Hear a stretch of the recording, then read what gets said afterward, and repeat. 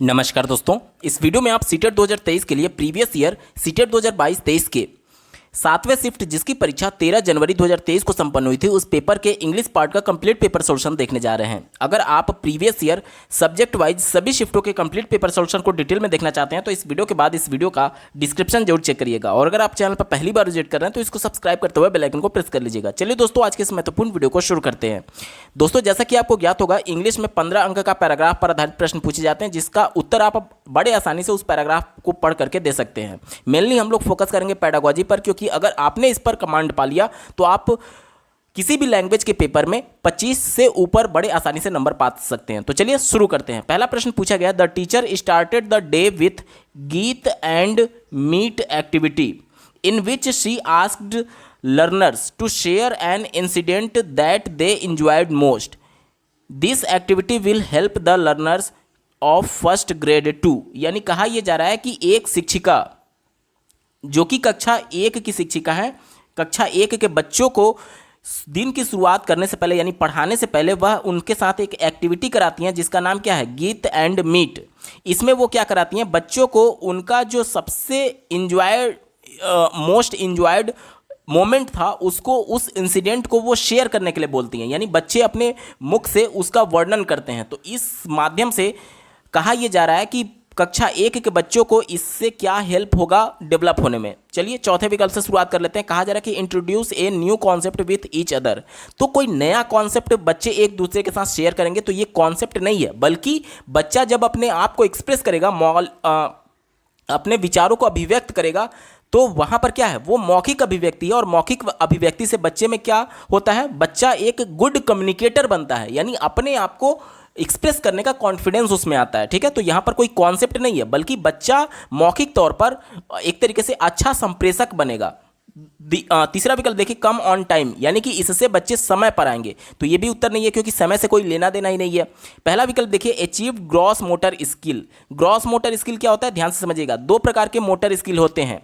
पहला होता है मोटर स्किल को गतिक कौशल बोलते हैं। अब गति किस प्रकार से हो सकता है, बहुत ज़्यादा हो सकता है और थोड़ा कम हो सकता है। जैसे कि मान लीजिए अगर कोई बालक दौड़ रहा है तो उस दौड़ने के दौरान बच्चे का पूरा बॉडी मूवमेंट कर रहा होता है, तो वो एक्टिविटी जिसमें बच्चे का पूरा बॉडी मूवमेंट करेगा उसे ग्रॉस मोटर स्किल बोलते हैं। और कोई एक बच्चा मान लीजिए सुई में धागा डाल रहा है, तो सुई में धागा डालते समय या फिर लिखते समय उसका पूरा बॉडी मूवमेंट नहीं करता है, उसकी केवल उंगलियां मूवमेंट करती हैं लिखते समय। तो यहां पर ये फाइन मोटर स्किल बोला जाएगा, जिसमें बॉडी कम से कम मूवमेंट करती है। ठीक है, अगर हिंदी में बात करें तो सुई में धागा डालना यानी फाइन मोटर स्किल को सूक्ष्म गति कौशल बोलेंगे, और दौड़ना जो है वो स्थूल गति कौशल बोलेंगे। तो जब बच्चे अपने एक्सपीरियंस को शेयर कर रहे हैं तो इसमें कोई भी गति तो थोड़ी होगी, बच्चा दौड़ दौड़ के थोड़ी बोल रहा है, तो यहां पर ग्रॉस मोटर स्किल नहीं होगा। अब हमारे पास एक ही विकल्प बचा, बिकम इफेक्टिव कम्युनिकेटर्स। देखिए, जब बच्चा अपने मौलिक विचारों को बोल करके एक्सप्रेस करेगा, यानी कि वो क्या बनेगा, एक अच्छा संप्रेषक बनेगा। ऑप्शन नंबर 2 सटीक जवाब है।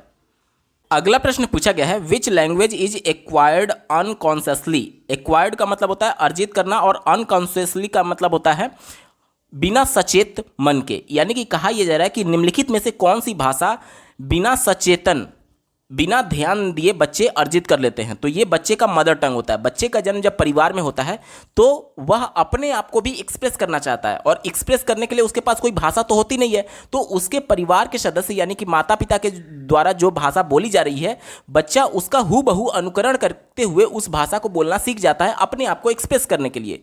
तो यहां पर देखिए अनकॉन्शियसली क्यों बोला गया है, क्योंकि इसके लिए बच्चे ने ग्रामर नहीं सीखा है। अब उसके माता पिता ग्रामर का रूल लेकर के थोड़ी बैठेंगे कि बेटा ऐसे बोलोगे, ये सब्जेक्ट है, ये वर्ब है, ये ऑब्जेक्ट है। इस प्रकार से बच्चा थोड़ी सीखता है जब बच्चे का परिवार में जन्म हुआ है। तो नहीं, वो बिना ग्रामर के, बिना नियमों के, बिना व्याकरण के नियमों के, वह अनौपचारिक तरीके से बिना सचेतन मन के उस भाषा को क्या किया है, अक्वायर किया है। तो वो क्या होता है, वो बच्चे का मदर टंग होता है, और मदर टंग को ही क्या बोलते हैं, फर्स्ट लैंग्वेज बोलते हैं। ऑप्शन नंबर 1 बिल्कुल सटीक जवाब होगा। अगला प्रश्न पूछा गया है, school leader must organise assessment of children of 3 to 9 years of age group 2। यानी कहा यह जा रहा है कि एक स्कूल लीडर को एक असेसमेंट यानी कि एक आकलन, एक मूल्यांकन ऑर्गेनाइज कराना चाहिए जब बच्चे की आयु 3 से लेकर के 9 साल के एज का ग्रुप बच्चा है, तो ऐसा ये आकलन क्यों ऑर्गेनाइज कराना चाहिए स्कूल लीडर को, ये हमसे पूछा जा रहा है। पहले विकल्प से शुरुआत करते हैं। कहा जा रहा है कि कैटेगराइज देम। देखिए, समावेशी शिक्षा ये कहता है कि बच्चों को उसकी योग्यता के आधार पर आप कैटेगराइज नहीं करेंगे कि ये ए ग्रेड का बालक है, ये बी ग्रेड का बालक है, ये सी ग्रेड का बालक है। नहीं, सबको साथ लेकर के चलना है एक ही कक्षा में। तो कोई भी विकल्प जो कि बच्चे का आकलन करके उसकी योग्यता के आधार पर कैटेगराइज, बंटवारे की बात करें, वो हमेशा निगेटिव होता है। दूसरा देखिए, ग्रेड देम। ग्रेड कहने का मतलब कि सबको ग्रेडिंग अलॉट कर देना कि तुम ए ग्रेड हो, तुम बी ग्रेड हो, तुम सी ग्रेड हो। तो ये भी तो एक तरीके से कैटेगराइज से जुड़ा हुआ है ना, कि बच्चों को आप बांट दिए कि ये बच्चा क्रीम है यानी पढ़ने में अच्छा है तो उसको ए ग्रेड में डाल दिए, एक बच्चा बहुत कमजोर है तो उसको डी ग्रेड में डाल दिए। तो ये भी तो कैटेगराइजेशन ही है ना, बच्चों का क्या है, अलगाव है। जबकि समावेशी कक्षा क्या कहता है, चाहे बच्चे में किसी भी प्रकार की अक्षमता क्यों ना हो, चाहे बच्चा बहुत धीरे ही क्यों ना सीख रहा है, चाहे बहुत प्रतिभाशाली क्यों ना है, आप कैटेगराइज नहीं करेंगे, सबको एक साथ लेकर के चलना है। तो ये भी हमारा उत्तर नहीं होगा। चौथा देखिए, detain them according to rank, यानी कि सबको एक रैंक दे दिया गया कि ये बच्चा फर्स्ट है, ये सेकंड है, ये थर्ड है, ये फोर्थ है, और उसके आधार पर रैंकिंग कराने की बात की जा रही है। तो ये भी बच्चे के लिए निगेटिव होगा, हमारा उत्तर नहीं है। हमारे पास एक ही विकल्प बचा, ऑप्शन नंबर 3 देखिए, एसेस देयर स्ट्रेंथ, यानी कि उनकी शक्तियों के बारे में आकलन करने की बात की जा रही है। नीड्स, यानी कि उनकी आवश्यकता क्या है, और इंटरेस्ट, और उनका रुचि किस में है। इसलिए बच्चे का आकलन किया जाता है ताकि हम बच्चों की आवश्यकताओं को जान पाएं। जैसे कि समावेशी कक्षा में सभी को एक साथ लेकर के कैसे चल पाएंगे, जब सबकी आवश्यकताओं को ध्यान में रखेंगे। जैसे कि अगर एक ही कक्षा में श्रवण बाधित बालक है और दृष्टि बाधित बालक है, तो मैं मौखिक तरीके से केवल बोल रहा हूं, तो ऐसा बालक जो श्रवण बाधित है, जो सुन नहीं सकता, वो मेरे इंफॉर्मेशन को रिसीव नहीं कर पाएगा। तो यहां पर उसकी जरूरत क्या है, उसकी जरूरत यह है कि मैं उसको बोलने के साथ साथ कुछ लिखित सामग्री भी दूं जिसे बच्चा एटलीस्ट पढ़ करके समझ पाए। तो इसीलिए बोला गया है कि आकलन इसलिए किया जाता है ताकि बच्चे की जरूरतों का पता लगा करके उन जरूरतों के आधार पर बच्चे को अधिगम अर्थपूर्ण कराया जा सके। ऑप्शन नंबर 3 बिल्कुल एप्रोप्रिएट है, यही इसका सटीक जवाब हो जाएगा। अगला प्रश्न पूछा गया है, grade third is an important learning stage for children as it signifies shift from. कहा यह जा रहा है कि तीसरी कक्षा के जो बच्चे होते हैं, यह एक स्टेज जो है ये बहुत इंपॉर्टेंट होता है बच्चों के सीखने के लिए, क्योंकि यह किससे किसकी तरफ शिफ्ट होता है, ये हमसे पूछा जा रहा है। तीसरी कक्षा की बात की गई है, तीसरी कक्षा को इतना इंपॉर्टेंस क्यों दिया जाता है। अभी भारत सरकार ने एक योजना शुरू की है जिसका नाम है निपुण प्रोग्राम। इस निपुण प्रोग्राम में कक्षा 3 के बच्चों के लिए स्टैंडर्ड ये रखा गया है कि कक्षा 3 का जब बच्चा होगा तो उसमें बेसिक लिटरेसी और बेसिक न्यूमरेसी बच्चे में आ जाए, यानी कि बच्चा एटलीस्ट पढ़ना सीख जाए, लिखना सीख जाए, और अंकों के बारे में वो जान जाए, और अंकों के बारे में गणना करना सीख जाए। ये बेसिक लिटरेसी और बेसिक न्यूमरेसी की बात कौन करता है, निपुण योजना करता है। कब तक, कक्षा 3 में बच्चा तक है, यानी कि कक्षा 3 को जब बच्चा पास करेगा, उस दौरान बच्चे को कम से कम इतना आना चाहिए कि वह किसी भी लेख को पढ़ करके उसका अर्थ समझ ले और अपने आप को लिख करके अभिव्यक्त कर ले। साथ ही साथ वह बेसिक न्यूमरेसी यानी अंकों के बारे में जान जाए, और जो गणित की सामान्य संक्रियाएं हैं, जोड़ घटाना गुणा भाग, उसके बारे में जान जाए। ठीक है, तो हमसे यही पूछा जा रहा है कि यह जो कक्षा 3 है वो बहुत इंपॉर्टेंट स्टेज होता है, क्योंकि यह किससे किसकी तरफ शिफ्ट होता है। तो कक्षा 3 तक तो बच्चा केवल पढ़ना और लिखना सीख रहा था। ध्यान से समझिएगा मैं क्या बोल रहा हूं, कक्षा 3 तक बच्चा पढ़ना लिखना सीख रहा था, और इसी के लिए निपुण योजना लॉन्च किया गया कि कक्षा 3 जब वो बच्चा पास हो जाए तो एटलीस्ट उसको पढ़ना लिखना तो बिल्कुल आ जाए। यानी कक्षा 3 तक वो क्या कर रहा था, लर्न टू रीड, यानी कि पढ़ने के लिए वो सीख रहा था। और कक्षा 3 के बाद अब क्या करेगा, रीड टू लर्न, यानी कि अभी तक वो पढ़ना सीख रहा था, अब सीखने के लिए पढ़ेगा। ध्यान से समझिएगा मैं क्या बोल रहा हूं। दूसरा विकल्प कह रहा है कि लर्न टू रीड, यानी कि वो अभी तक क्या सीख रहा था, पढ़ना सीख रहा था, बेसिक लिटरेसी सीख रहा था, और कक्षा 3 के बाद वो क्या सीखेगा, रीड टू लर्न, यानी सीखने के लिए अब पढ़ेगा, क्योंकि अब वो पढ़ना सीख चुका है। अब क्या सीखना है, अधिगम जो कक्षा 4 से आगे वो सीखना है, उसके लिए वो क्या करेगा, पढ़ेगा। ऑप्शन नंबर 2 इसका बिल्कुल एप्रोप्रिएट है, यही इसका सटीक जवाब हो जाएगा। अगला प्रश्न पूछा गया है, focus on whether the learner can apply the skills and concept that she और ही हैज एक्वायर्ड और लर्नड इज, यानी कि वह योग्यता और वह संप्रत्यय जिसे बच्चे ने एक्वायर किया है यानी अर्जित किया है या फिर सीखा है, शिक्षार्थियों के लिए इन पॉइंट्स पर फोकस करना क्या है? तो इसे हम लोग कॉम्पिटेंसी बेस्ड लर्निंग बोलते हैं। कॉम्पिटेंसी का मतलब होता है दक्षता। अब प्रत्येक कक्षा के लिए बच्चे की न्यूनतम दक्षता तय कर दी गई है। जैसे कक्षा 3 में बालक है तो इसके पास होने पर बच्चे में बेसिक लिटरेसी और बेसिक न्यूमरेसी आ जाना चाहिए, यानी बच्चा पढ़ना लिखना सीख जाना चाहिए और अंकों के बारे में जान जाना चाहिए। तो ये बच्चे के लिए दक्षता तय कर दी गई। अब बच्चा जो कुछ भी चीज़ों को एक्वायर किया है या फिर लर्न किया है, जो स्किल, जो कॉन्सेप्ट, उस पर फोकस करना, यानी कि जो वो अप्लाई कर सकता है उस पर फोकस करना, यानी कि वो किस बारे में वो एक्वायर करेगा या फिर किस बारे में वो चीज़ों को सीखेगा जो उसके सिलेबस में होगा, और जो सिलेबस में है वो उसकी क्या है, वही तो उसकी दक्षता है कि कम से कम बच्चे को इतना आएगा तभी वो अगली कक्षा में जाएगा। कक्षा 3 पास होकर के बच्चा कक्षा 4 में कब जाएगा? जब कक्षा 3 के लिए जो न्यूनतम योग्यता तय की गई है उसको वो पास कर लेगा। और उसको पास कैसे करेगा? जब फाइनल परीक्षा होगी तो जो मिनिमम नंबर डिसाइड किए गए रहेंगे 33% या फिर जितना भी, उसके हिसाब से अगर वो नंबर पाएगा तब अगली कक्षा 4 में जाएगा, नहीं तो कक्षा 3 में ही रह जाएगा। यानी कि जो दक्षता तय की गई है,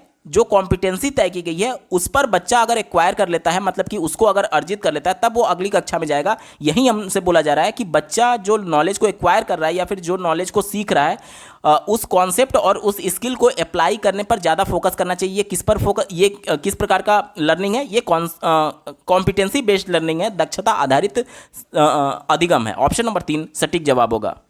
अगला प्रश्न पूछा गया है, अ चाइल्ड सेज, मेरे लिए वेट मत करना, मैं लेट हो सकती हूँ। She uses 2 words in English speaking in Hindi, this is an example of. यहाँ पर एक बालिका है, उसने क्या बोला? मेरे लिए वेट मत करना, मैं लेट हो सकती हूँ। तो यहाँ पर क्या बोला जा रहा है कि हिंदी बोलने के दौरान उसने 2 वर्ड्स अंग्रेजी के यूज किए हैं। तो यह किसका उदाहरण है? चलिए पहले विकल्प से शुरुआत कर लेते हैं। दिया गया है डायलेक्ट। डायलेक्ट का मतलब होता है उपभाषा। यहाँ पर 2 लैंग्वेज का प्रयोग किया गया है, पहला हिंदी और दूसरा इंग्लिश का। तो अब बताइए, क्या हिंदी इंग्लिश का उपभाषा है या फिर क्या इंग्लिश हिंदी का उपभाषा है? नहीं है ना, तो डायलेक्ट नहीं हो सकता। इसके बाद से देखिए तीसरे विकल्प में दिया गया मल्टीलिंगुअलिज्म। मल्टीलिंगुअलिज्म क्या होता है? बहुभाषिकता होता है। यानी कि एनसीएफ 2005 बहुभाषिकता के बारे में क्या कहता है कि बच्चे अपनी मदर टंग से शुरुआत करके विद्यालय की औपचारिक भाषा सीखेंगे और धीरे धीरे अन्य भाषाओं को सीखेंगे। तो यहाँ पर मल्टीलिंगुअलिज्म नहीं कहा जा सकता, क्योंकि 2 भाषाओं का ये मेल है, 2 भाषाओं का ये मेल है, तो मल्टीलिंगुअलिज्म नहीं कहा जा सकता।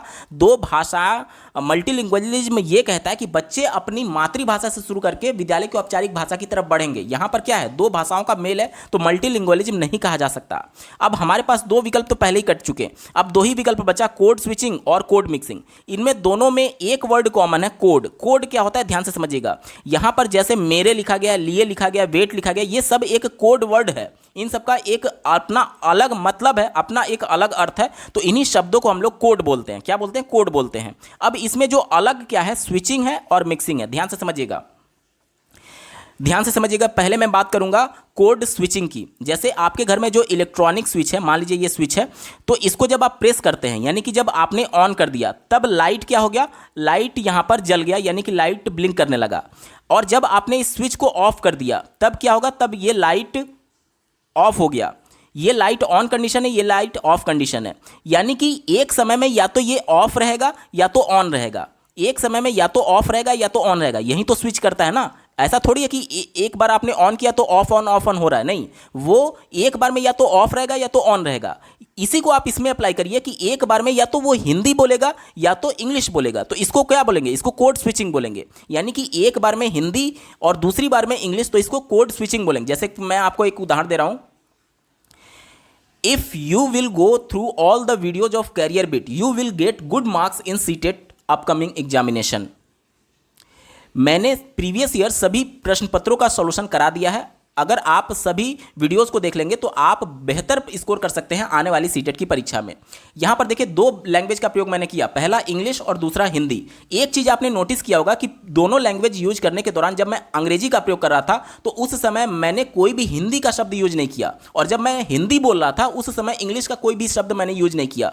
यही तो यहां पर हो रहा है ना कि जब इंग्लिश है तो हिंदी नहीं होगा, और जब हिंदी है तो इंग्लिश नहीं होगा, यानी एक ही कोई हो सकता है। तो इसको बोलेंगे स्विचिंग। यानी कि दो लैंग्वेज में से जब कोई एक ही लैंग्वेज हो और एक लैंग्वेज समाप्त होने के बाद दूसरा लैंग्वेज आए तो उसे स्विचिंग बोलते हैं। जैसे कि ऑफ है तो ऑफ ही रहेगा, जब ऑन हो जाएगा तो ऑफ खत्म हो जाएगा। यानी जब इंग्लिश है तो हिंदी नहीं रहेगा, और जब हिंदी आ जाएगा तो इंग्लिश नहीं रहेगा। इसी को बोलते हैं स्विचिंग। ठीक है, तो यहां पर देखिए क्या स्विचिंग हमारा उत्तर हो सकता है। जैसे देखिए यहां तक इसने हिंदी बोला, फिर इसने क्या किया, इसने इंग्लिश बोला, फिर यहां तक इसने हिंदी बोला, फिर यहां तक हिंदी बोला, फिर इसने इंग्लिश बोला, और फिर यहां तक इसने हिंदी बोला। मैंने आपको स्विचिंग में क्या बताया कि एक लैंग्वेज वो कंप्लीट करने के बाद से दूसरे लैंग्वेज पर जाएगा। मैंने पूरा इंग्लिश बोला, उसके बाद पूरा हिंदी बोला, इसको स्विचिंग बोलेंगे। लेकिन यहां पर क्या है, यहां पर पूरा एक लैंग्वेज खत्म नहीं हुआ और बीच में दूसरे लैंग्वेज के वर्ड्स को यूज किया जा रहा है, तो ये स्विचिंग नहीं होगा। अब तीन विकल्प हमारे पास कट हो चुके हैं, एक ही विकल्प बचा, ऑप्शन नंबर 4 कोड मिक्सिंग, इसका बिल्कुल सटीक जवाब हो जाएगा। मिक्सिंग का मतलब आप जानते हैं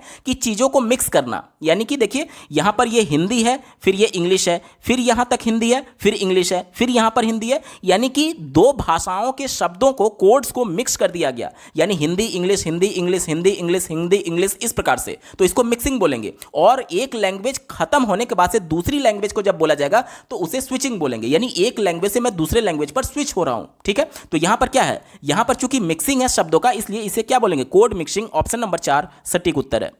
अगला प्रश्न पूछा गया था, to fill the learning gaps a language teacher is doing remedial teaching, she identified these gaps with, यानी कहा यह जा रहा है कि बच्चों के अधिगम के बारे में जो बच्चे नहीं समझ पा रहे हैं, यानी जो लर्निंग गैप है, उनको पूरा करने के लिए एक भाषा शिक्षा क्या करता है कि रेमेडियल टीचिंग करता है, यानी कि उपचारात्मक शिक्षण करता है।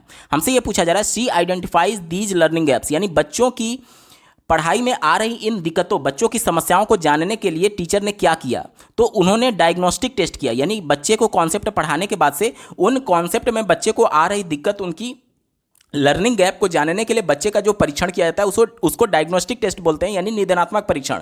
निदानात्मक परीक्षण में बच्चों को आ रही समस्याएं, उनके दिक्कतों के बारे में जानकारी टीचर प्राप्त करता है, और उसके बाद से जब बच्चे को आ रही प्रॉब्लम के बारे में पता चल गया टीचर को, तो उसके बाद टीचर रेमेडियल टीचिंग करता है। तो प्रॉब्लम का पता कैसे चलेगा, प्रॉब्लम का पता चलेगा डायग्नोस्टिक टेस्ट के माध्यम से। ऑप्शन नंबर 4 सटीक उत्तर हो जाएगा। अगला प्रश्न पूछा गया है, the teacher divides the class into groups of 5 and give them a report to read, discuss among the group and then make notes and write a brief summary of it. She is attempting to promote their, कहा यह जा रहा है कि एक शिक्षिका जो है वो कक्षा को समूहों में 5-5 बच्चों के समूहों में बांट देती हैं और उनको एक रिपोर्ट देती है पढ़ने के लिए, और उसके बाद से वो डिस्कस कराती हैं ग्रुप में, साथ ही साथ उस डिस्कस किए गए बातों पर वो नोट्स बनाने के लिए कहती हैं और एक ब्रीफ समरी लिखने के लिए कहती हैं।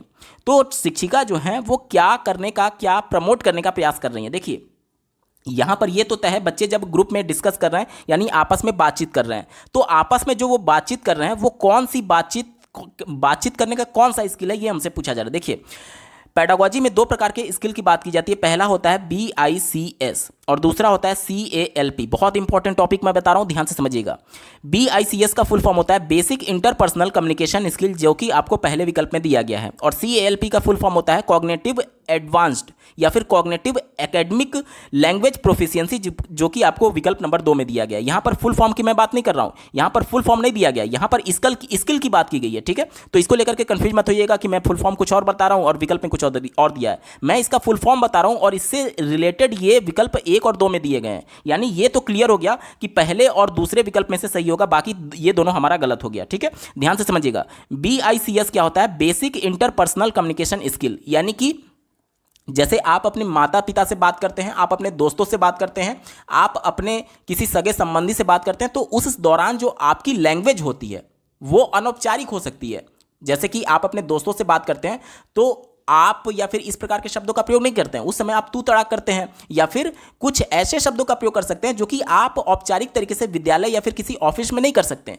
वहां पर आप हो सकता है कभी कभी अपशब्द भी बोल देते होंगे, तो वो सभी भाषा जो होता है वो अनौपचारिक भाषा होता है। यानी कि जब आप किसी ऐसे व्यक्ति से बात कर रहे हैं जो कि औपचारिक जगह पर नहीं है, तो वहां पर जो भाषा को यूज करने का कौशल होगा वो BICS होगा, यानी कि बेसिक इंटरपर्सनल कम्युनिकेशन स्किल हमारा उत्तर नहीं होगा, क्योंकि यहां पर जो डिस्कशन बच्चों के द्वारा किया जा रहा है वो विद्यालय में किया जा रहा है, औपचारिक तरीके से किया जा रहा है, इसलिए यहां पर जो हमारा उत्तर होगा वो CALP होगा। CALP का फुल फॉर्म क्या है, कॉग्निटिव एडवांस्ड लैंग्वेज प्रोफिशिएंसी, यानी कि औपचारिक भाषा का प्रयोग करना ही CALP है, यानी कि औपचारिक भाषा को यूज करने का कौशल जो होता है उसको ही हम लोग क्या बोलते हैं, CALP, यानी academic language. Academic language option number 2 बिल्कुल सटीक जवाब हो जाएगा। क्यों ये सही है? क्योंकि बच्चे जब डिस्कस कर रहे हैं तो टीचर के सामने ग्रुप में कर रहे हैं, उस समय आप तू तड़ाक थोड़ी बात करेंगे, उस समय आप अपशब्दों का प्रयोग थोड़ी करेंगे, वहां पर तो औपचारिक भाषा का प्रयोग करेंगे ना। इसलिए औपचारिक भाषा जो होगा वो हमारा एकेडमिक लैंग्वेज होगा, और जो अनौपचारिक भाषा होगा वो इंटरपर्सनल कम्युनिकेशन स्किल होता है। तो ये तो उत्तर होगा नहीं, ऑप्शन नंबर 2 सटीक उत्तर है। अगला प्रश्न पूछा गया है, a language teacher ask the students of class 5 to write a paragraph, यानी कि एक शिक्षिका जो है, भाषा शिक्षिका जो है, वो कक्षा 5 के बच्चों को एक पैराग्राफ लिखने के लिए देती हैं। आगे देखिए, after they finished their first draft the teacher ask them to swap their paragraph with their peer for their feedback, यानी कि जब वो अपने पैराग्राफ को फिनिश कर लेते हैं, लिख लेते हैं, उसके बाद से जो शिक्षिका हैं उस ड्राफ्ट को अपने सहपाठी, देखिए पीयर की बात की गई है, अपने सहपाठी को स्वैप करने के लिए, यानी पैराग्राफ को बदलने के लिए कहती है कि आप अपना पैराग्राफ उसको दे दीजिए और उसका पैराग्राफ आप ले लीजिए, ठीक है, उसके लेख को आप ले लीजिए और आप अपना उसको दे दीजिए। किस लिए? फीडबैक के लिए। तो हमसे ये पूछा जा रहा है पीयर फीडबैक शुड, यानी कि जो सहपाठी का फीडबैक है उसके लिए क्या, कौन सा कथन सही है। ध्यान से समझिएगा, राष्ट्रीय शिक्षा नीति 2020 ये कहता है कि बच्चे का सतत और व्यापक मूल्यांकन होना चाहिए। सतत व्यापक मूल्यांकन में बच्चे का खुद का मूल्यांकन भी आएगा, स्व मूल्यांकन जिसे आप कहते हैं, साथ ही साथ पीयर का फीडबैक भी आएगा, यानी जो उसके साथ पढ़ने वाले हैं उसका फीडबैक भी इंपॉर्टेंट है, ठीक है। इसी को ध्यान में रख करके उत्तर ढूंढेंगे। पहला विकल्प दिया गया है, be avoided as peer can not give such feedback. कहा यह जा रहा है कि उसके सहपाठी का जो फीडबैक है उसको अवॉइड करना चाहिए, क्योंकि उसका सहपाठी इस प्रकार का फीडबैक नहीं दे सकता। तो ये तो बिल्कुल गलत है, क्योंकि राष्ट्रीय शिक्षा नीति 2020 ये कहते हैं कि बच्चे के पीयर फीडबैक भी इंपॉर्टेंट है, ठीक है, तो ये गलत हो गया। दूसरा देखिए, not be practised as it is the responsibility of teacher not the peers. कहा यह जा रहा है कि यह बच्चे के सहपाठी की जिम्मेदारी नहीं है बल्कि शिक्षक की जिम्मेदारी है, इसलिए इसका प्रैक्टिस नहीं करना चाहिए। तो यह भी निगेटिव हो गया राष्ट्रीय शिक्षा नीति के अनुसार। तीसरा देखिए, be used only with writing skill and not other 3 skill. कहा यह जा रहा है कि भाषा के जो 4 कौशल होते हैं, सुनना, बोलना, पढ़ना और लिखना, इसमें से केवल राइटिंग स्किल, एक स्किल में बच्चों के पीयर का फीडबैक लेना चाहिए, बाकी के 3 स्किल में नहीं लेना चाहिए। तो यह भी विकल्प निगेटिव है, क्योंकि सभी स्किल्स में बच्चे के पीयर का फीडबैक लेने की बात की गई राष्ट्रीय शिक्षा नीति में, तो यह भी गलत हो गया। एक ही विकल्प बचा, ऑप्शन नंबर 4 देखिए, be used on the regular basis with writing task, यानी कि बच्चे के सहपाठी का लगातार उसका फीडबैक लेना चाहिए कि बच्चा किस प्रकार से सीख पा रहा है अथवा नहीं सीख पा रहा है राइटिंग टास्क में, ठीक है। तो ऑप्शन नंबर 4 यहां पर बिल्कुल अप्रोप्रिएट है, यही इसका सटीक जवाब हो जाएगा। अगला प्रश्न पूछा गया है, the language used in the playground on the phone और the interact socially with other people is part of, यानी कहा यह जा रहा है कि जब बच्चे प्लेग्राउंड में यानी खेल के मैदान में खेलते हैं, जब फोन पर बातचीत करते हैं और जब सामाजिक तौर पर किसी दूसरे व्यक्ति से इंटरेक्ट करते हैं, तो ये कौन सी भाषा का पार्ट है। पहला दिया गया सोशल लैंग्वेज, दूसरा दिया गया एकेडमिक लैंग्वेज, तीसरा दिया गया डिस्कोर्स कॉम्पिटेंसी, तो ये दक्षता तो है नहीं, ग्रुप डिस्कशन भी नहीं है। अब हमारे पास 2 विकल्प बचा। पहला सोशल लैंग्वेज, सोशल लैंग्वेज को ही BICS बोलते हैं, यानी कि बेसिक इंटरपर्सनल कम्युनिकेशन स्किल आप जान सकते हैं, जो कि अनौपचारिक भाषा होता है। तो जब बच्चा खेल के मैदान में है तो वहां पर औपचारिक भाषा का यूज थोड़ी करेगा। औपचारिक भाषा का यूज बच्चा कहाँ करता है, या तो ऑफिस में करेगा किसी, या तो विद्यालय में करेगा। यहां पर प्लेग्राउंड में बच्चा तो तू तड़ा करके अपने दोस्तों से बातचीत कर सकता है ना, तो वो किसका पार्ट है, वो बेसिक इंटरपर्सनल कम्युनिकेशन का पार्ट है। ऑप्शन नंबर 1 यहां पर सबसे ज्यादा अप्रोप्रिएट हो जाएगा। बाकी एकेडमिक लैंग्वेज क्या है, एकेडमिक लैंग्वेज औपचारिक भाषा है जो कि बच्चा विद्यालय में यूज करेगा, ठीक है। तो सोशल लैंग्वेज इसका सटीक जवाब है।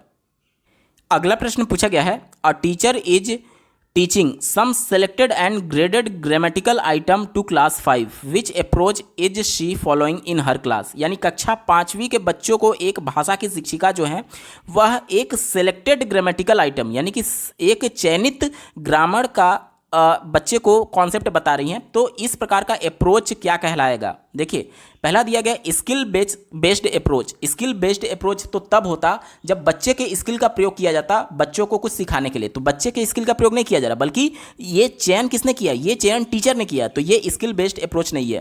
कंस्ट्रक्टिविज्म अप्रोच यानी कि रचनावाद कहा जा रहा है। रचनावाद में क्या होता है, बच्चे खुद सक्रिय होते हैं चीज़ों को करने के लिए। तो यहाँ पर बच्चे सक्रिय नहीं है, बल्कि टीचर ने जो सेलेक्ट किया है उसके माध्यम से बच्चों को बताया जा रहा है। तो ये हमारा नहीं होगा। टास्क बेस्ड अप्रोच, तो टास्क भी नहीं होगा। एक ही विकल्प बचा स्ट्रक्चरल अप्रोच। देखिए ये इंग्लिश का पेपर है तो इंग्लिश के पेपर के हिसाब से आपको अप्रोच को चुनना है। तो स्ट्रक्चरल अप्रोच होता है जिसमें क्या होता है कि पर्टिकुलर किसी एक सेंटेंस का स्ट्रक्चर के आधार पर बच्चे को ग्रामर का प्रैक्टिस कराया जाता है। जैसे कि मान लीजिए बच्चे को अफर्मेटिव सेंटेंस के बारे में बताना है और प्रेजेंट इंडेफिनिट टेंस के बारे में बताना है, तो वहाँ पर क्या हो सकता है कि वह जाता है, इस टाइप का, ठीक है। तो ही गोज यानी वह जाता है। अब यहाँ पर देखिए बच्चे को स्ट्रक्चर बताया जा सकता है कि ही चूंकि सिंगुलर है तो सिंगुलर के साथ वर्ब का यस या फिर ईएस फॉर्म आएगा, और अगर यहाँ पर प्लूरल आ जाए तो प्लूरल के साथ यहाँ पर वर्ब का यस या फिर ईएस फॉर्म यूज नहीं किया जाता है, ठीक है। तो इस प्रकार का स्ट्रक्चर के आधार पर पर्टिकुलर किसी सेलेक्टेड स्ट्रक्चर का बच्चे को प्रैक्टिस कराया जा रहा है ग्रामर का, तो इसलिए स्ट्रक्चरल अप्रोच इसका बिल्कुल सटीक जवाब हो जाएगा। अगला प्रश्न पूछा गया है, a teacher decided to teach a short story to the learners of class 5 from their text book. यानी कक्षा 5 के बच्चों के किताब से एक टीचर ने उनको शॉर्ट स्टोरी पढ़ाने का सोचा, ठीक है, निश्चय किया। आगे देखिए, what do you think would be a while reading activity when doing a short story. यानी कि बच्चों को शॉर्ट स्टोरी पढ़ाते समय आप निम्न में से किसके बारे में सोच सकते हैं कि बच्चा पढ़ने के दौरान वो एक्टिविटी भी कर ले। तो कौन सा एक्टिविटी है जो कि पढ़ने के दौरान किया जा सकता है? चौथे विकल्प से शुरुआत करते हैं, teacher first deal with the new and difficult word of the story. यानी कहा यह जा रहा है कि बच्चे को नए और कठिन शब्दों के बारे में बताना, ठीक है। तो ये हमारा उत्तर नहीं होगा, क्योंकि देखिए यहाँ पर वाइल रीडिंग एक्टिविटी यानी बच्चे जब पढ़ रहे हैं उस दौरान ये एक्टिविटी होनी चाहिए, तो ये हमारा उत्तर नहीं हो सकता, ठीक है। तीसरा देखिए, teacher discuss the background of the story, ये भी हमारा उत्तर नहीं होगा। Learners predict the events in the story of on the basis of its illustration. यानी दिए गए उदाहरण के माध्यम से बच्चे जो हैं वह स्टोरी के एक तरीके से इवेंट्स को प्रिडिक्ट कर रहे हैं, यानी उसका अनुमान लगा रहे हैं। तो ये भी हमारा उत्तर नहीं है, क्योंकि यहाँ पर साफ शब्दों में लिखा गया कि पढ़ने के दौरान वो एक्टिविटी भी करते रहना चाहिए, पढ़ने के दौरान एक्टिविटी करते रहना चाहिए, तो इसलिए ये अनुमान नहीं लगा सकते। एक ही विकल्प बचा, learners do pair and read manually to one another. यानी कि बच्चे जो हैं वह जोड़ों में काम कर रहे हैं और एक दूसरे को पढ़ा रहे हैं, तो ये जो है ये बिल्कुल अप्रोप्रिएट होगा, क्योंकि यहाँ पर क्या है, वाइल रीडिंग एक्टिविटी, ये बच्चे पढ़ने के दौरान जब पेयर में रहेंगे तो आपस में सक्रिय भी रहेंगे और एक बच्चा दूसरे को पढ़ा रहा है उस दौरान। ऑप्शन नंबर 2 बिल्कुल सटीक जवाब हो जाएगा। अगला प्रश्न पूछा गया है, Shreya scores well in dictation test of new words and also knows their meaning but it is not able to use them while speaking and writing because these words are in her। कहा यह जा रहा है कि श्रेया जो है वह एक डिक्टेशन टेस्ट में वर्ड्स को, नए शब्दों को जानती हैं जो वो बोला जा रहा है श्रुतलेख में, और उसका अर्थ भी जानती हैं, लेकिन उन शब्दों को वो बोलने में और लिखने में प्रयोग नहीं कर पाती। तो ये वर्ड्स जो हैं वो कौन से वर्ड्स हैं, ये हमसे पूछा जा रहा है। तो देखिए भाषा के 4 कौशल होते हैं। क्या क्या होता है? सुनना, बोलना, पढ़ना और लिखना। इसमें से 2 कौशल जो हैं वह सिर्फ रिसीव करने से जुड़ा हुआ है, जिस दौरान बच्चा निष्क्रिय बना रहता है। जैसे कि सुनना, सुनने के दौरान बच्चा भाषा को प्रोड्यूस नहीं कर रहा है बल्कि वह भाषा को रिसीव कर रहा है, और पढ़ना, पढ़ने के दौरान बच्चा भाषा को पढ़ करके उसका अर्थ रिसीव करता है। तो ये दोनों जो हैं ये किससे जुड़े हुए हैं? ये दोनों रिसिप्टिव स्किल से जुड़े हुए हैं, रिसिप्टिव वोकैबुलरी से जुड़े हुए हैं। और इसके अलावा बोलना और लिखना, बोलते समय और लिखते समय बच्चा क्या करता है? भाषा को जनरेट करता है, प्रोड्यूस करता है। तो इन दोनों कौशल से जुड़े हुए वोकैबुलरी को क्या बोलेंगे? प्रोडक्टिव वोकैबुलरी, और इस स्किल को बोलेंगे प्रोडक्टिव स्किल, ठीक है। तो सुनना और पढ़ना रिसेप्टिव स्किल है और बोलना और लिखना प्रोडक्टिव स्किल है। अब हमसे क्या बोला जा रहा है कि वह जो है इन शब्दों के बारे में बोल नहीं पा रही है और लिख नहीं पा रही है। तो बोल और लिख नहीं पा रही है यानी कि प्रोडक्टिव स्किल तो उसमें होगा नहीं, क्योंकि प्रोडक्टिव स्किल ही तो है ना बोलना और लिखना। तो प्रोडक्टिव स्किल से जुड़ा हुआ प्रोडक्टिव वोकैबुलरी उसमें नहीं होगा। जाहिर सी बात है रिसेप्टिव होगा, यानी कि वह उसको सुन करके अर्थ ग्रहण कर ले रही है या फिर पढ़ करके अर्थ ग्रहण कर ले रही है, लेकिन लिख या फिर बोल नहीं पा रही है। तो रिसेप्टिव वोकैबुलरी इसका बिल्कुल सटीक जवाब हो जाएगा। अगला प्रश्न पूछा गया था, which skill does national education policy NEP 2020 find most important of the fundamental stage. Fundamental stage में कौन कौन से स्टेज आते हैं? देखिए इसमें 2 स्टेज बटा हुआ है। पहला, बच्चे की आयु जब 3 से लेकर के 6 साल होगी, यानी शुरुआत के 3 ईयर्स, ये प्री प्राइमरी का ईयर होता है। और उसके बाद से 6 से लेकर के 8 साल, यानी कि बच्चे का प्राइमरी का कक्षा 1 और 2, इसके 2 साल, ये 3 साल यहाँ और 2 साल मिलाकर के टोटल 5 साल, जो कि एजुकेशन पॉलिसी में 5+3+3+4 वाला जो कॉन्सेप्ट है, पहला जो 5 है वह यही 5 को रिप्रेजेंट करता है। 3 साल प्री प्राइमरी के और 2 साल प्राइमरी के, जिसको मिलाकर 5 साल बताया गया है। तो ये 5 साल में नेशनल एजुकेशन पॉलिसी सबसे ज़्यादा इंपॉर्टेंट किसको मानता है? बेसिक लिटरेसी और न्यूमरेसी स्किल को। बेसिक लिटरेसी और न्यूमरेसी क्या होता है? यानी बच्चे में कम से कम मूलभूत साक्षरता, यानी पढ़ना लिखना बच्चा जान जाए और अंकों के बारे में जान जाए। निपुण भारत मिशन जो लॉन्च किया गया है, निपुण भारत योजना जो लॉन्च की गई है, जो कि ये कहता है कि कक्षा 3 तक बच्चे में इतनी योग्यता आ जाए कि वह बेसिक लिटरेसी यानी पढ़ना लिखना सीख जाए और बेसिक न्यूमरेसी यानी अंकों के बारे में जानना सीख जाए। ऑप्शन नंबर 3 इसका बिल्कुल सटीक जवाब हो जाएगा। ठीक है, अगला प्रश्न पूछा गया था, when you make changes in an exercise और text to suit your target learners it is called, यानी कि जब आप अपने एक्सरसाइज में और अपने टेक्स्ट में कुछ बदलाव करते हैं ताकि जो आपके टारगेट लर्नर्स हैं, यानी जो आपके शिक्षार्थी हैं, उसको अच्छी तरीके से समझ पाएँ, उनके लिए वो सूट करे, तो इसको क्या बोलेंगे?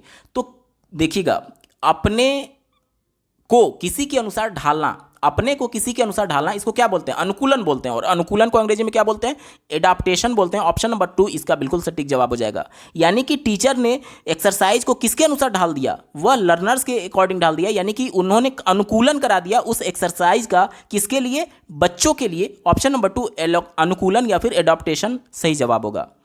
दोस्तों, ये पेपर पूरा सॉल्व हो चुका है। आपको ये वीडियो कैसा लगा कमेंट के माध्यम से जरूर बताइएगा, क्योंकि आपका एक कमेंट मुझे मोटिवेट करेगा ऐसे ही महत्वपूर्ण वीडियो लाने के संदर्भ में। अगर आप प्रीवियस ईयर सब्जेक्ट वाइज सभी शिफ्टों के कंप्लीट पेपर सोल्यूशन को डिटेल में देखना चाहते हैं तो इस वीडियो के बाद इस वीडियो का डिस्क्रिप्शन जरूर चेक करिएगा। और अगर आप चैनल पर पहली बार विजिट कर रहे हैं तो इसको सब्सक्राइब करते हुए बेल आइकन को प्रेस कर लीजिएगा। इस वीडियो को देखने के लिए आपका बहुत बहुत धन्यवाद। भगवान करे आपका दिन शुभ हो।